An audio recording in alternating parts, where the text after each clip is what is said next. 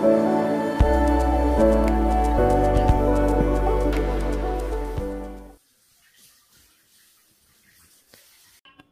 gabi mga idol. Ito, samahan niyo ulit ako. Magluluto ako ng nilagang baka at saka may kasamang puso. Yan. Palambutin muna natin sa pressure cooker. Yan. Pakuluin muna natin sa pressure cooker para lumambot. Then, lagyan na rin natin ng asin para may lasa na agad yung ating karne.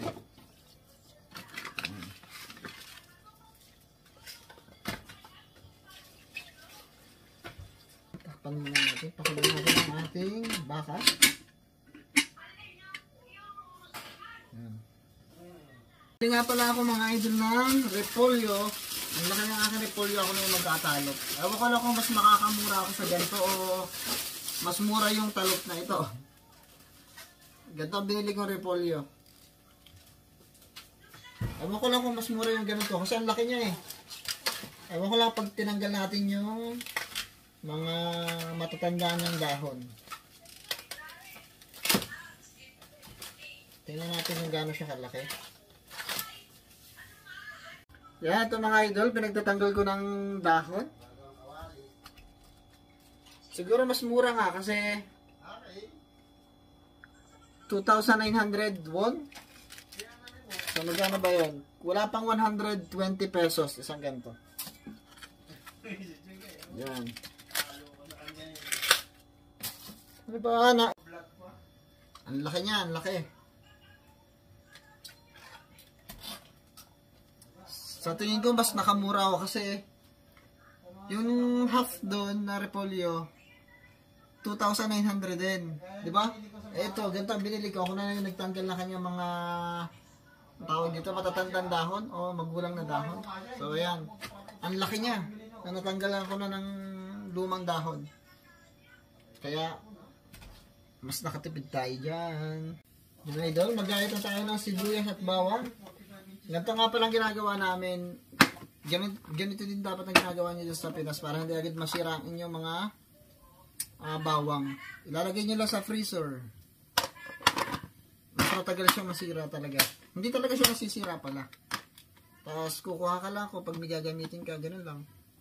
At yung mga sili natin ginagamit, yung mga maanghang sa mga pansausawan. Dito sa Korea naka-freezer yun. Hindi siya nabubulok. Di kukuha ka lang kapag kailangan masausawan. Napakamahal pati ng sili dito. Kaya pini-freezer nila. Ultimong, ano pa bang mga pini-freezer nila? Mga bawang, luya, pati luya. Hindi pala, ang luya pala, ginigiling nila. Tapos yung minsan, yung bawang, ginigiling din nila. Tapos nakapak lang siya. Or nasa isang lalagyan, nasa isang tub. Tapos mas mahal pag binili mo. Kaya ganito ang binibili namin minsan. Nilalagay lang namin sa freezer para hindi agad masira.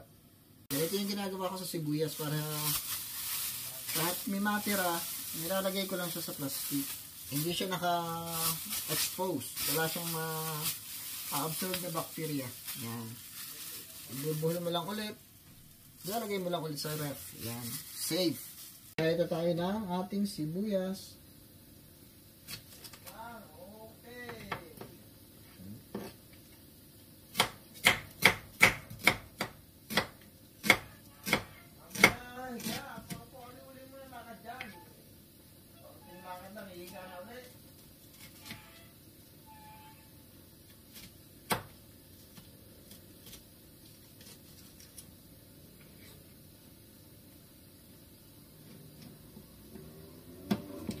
Yan, magluluto nga rin pala ako ngayon ng fried rice mga idol. Yan.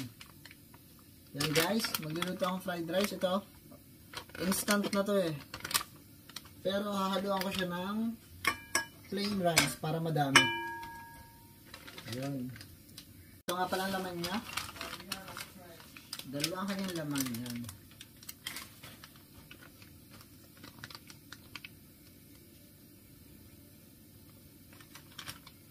Gagawin kong fried rice ay meron siyang halong bulgogi. Yun. Yan guys, habang hinihintay nating lumambot ang ating karneng baka, umpisa na natin magluto ng fried rice.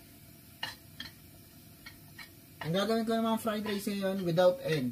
Kasi lagi na lang may egg pag nagpa-fried rice ako. Ngayon naman walang egg. Madami naman siyang meat. Yan, baka.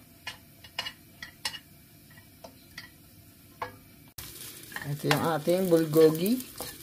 Lutuin lang natin sa butter.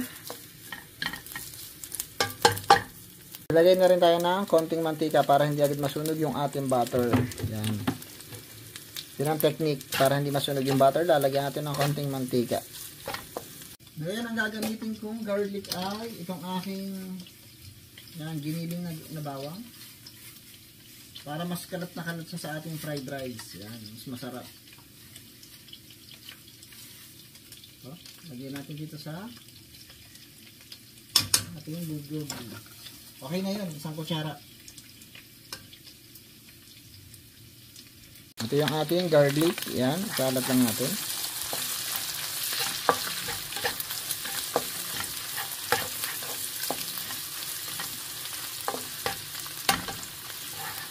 May timpla na yung ating bulgogi kaya wag na natin siyang lagyan ng ating sibuyas. Okay na yan. Kasi meron na yung sibuyas. Ngayon, ilalagay naman natin ang ating plain rice. Ito. Hindi ko na rin siya nilagyan ng pampaalat kasi nilasa na yung ating bulgogi. Baka mapaalat lang. Ayan.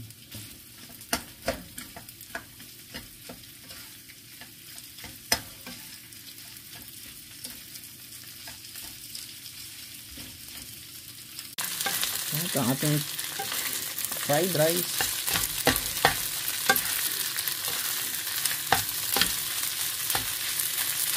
Yan, ngayon lalagay na natin ang ating instant fried rice para mas madami. Ito na natin.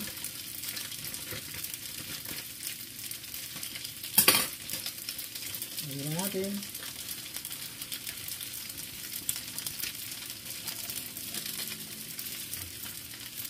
Ito, lagay natin ang ating instant fried rice. Haluin lang natin. Hindi ko siya lalagyan ng egg. Ayan. Haluin lang natin ng ayos.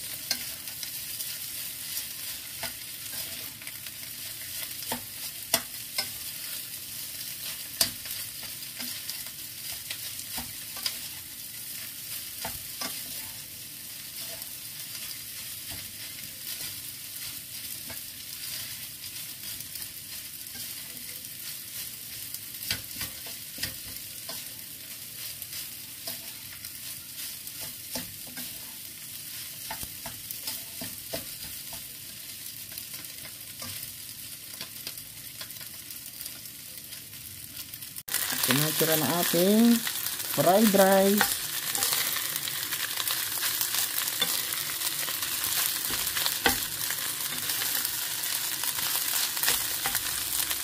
Diba? Mukhang masarap. Halayin natin ang ating fried rice.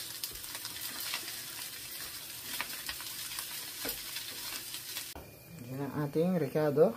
Bawang, sibuyas at saka yung sili.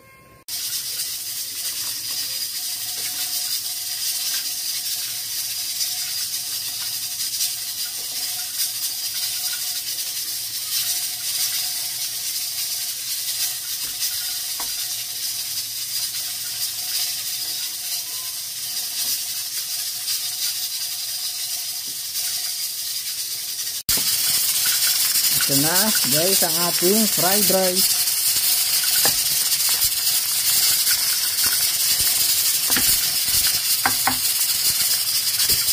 Yan. Okay na ang ating pinapalambot na baka. So patayin na natin ang ating okay. Pasinugin na natin siya. Ang init.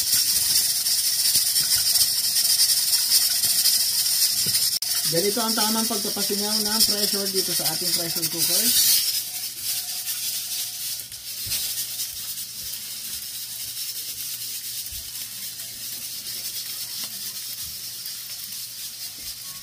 Patulan lang natin tubig.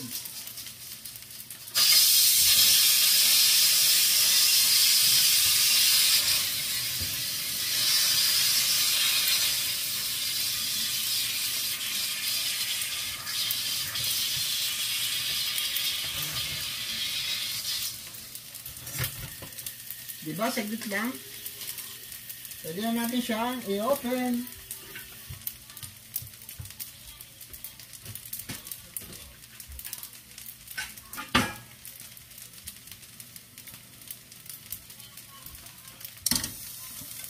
Yan. Luto na ang ating fried rice. Ngayon naman ito ating nilaga ang ating lulutuin.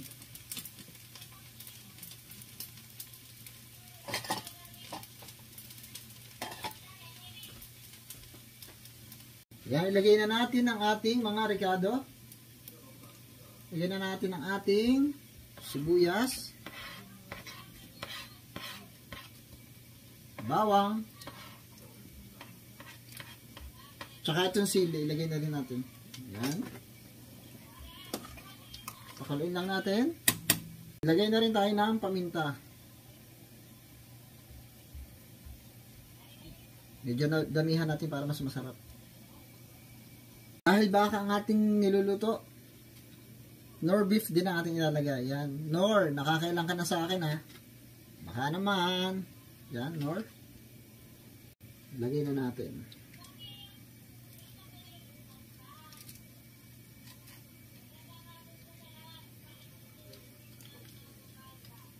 Yan, at dahil tatlo kaming kakain ito at mahihilig kami sa sabaw, dadamihan natin ang sabaw. Yan. Kaya lang natin kumulo para ilalagay na natin ang ating repolyo. At dahil dyan, magdagdag tayo ng asin. Kasi medyo marami tayong nalagay na tubig. Yan. Yan. Nakalimutan ko mga idol ang patatas. Oh no. Yan, at dahil nalimutan ko ang patatas mga idol, ito niliitan ko lang ang gayat para mabilis siya maluto.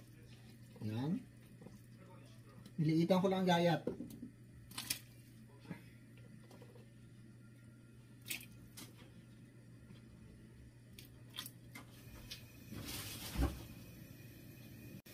Ito na ang itsura ng ating nilaga. Hintayin lang natin maluto yung ating patatas para mailagay na natin ang ating repolyo. Yan, dahil naliit niya ang ating patatas, kaya medyo nagtagal. Idubog lang natin.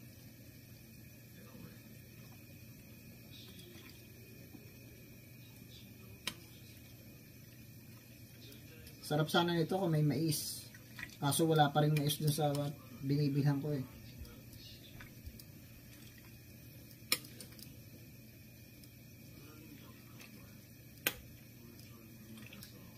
Pakuloyin lang natin hanggang sa lumambot yung ating dahon.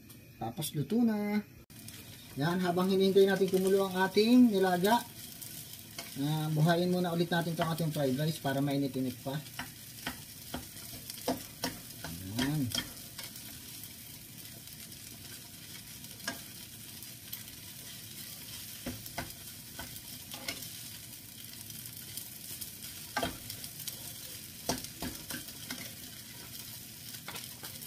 Mapapalaban na naman ako sa kainan nito mamaya mga idol.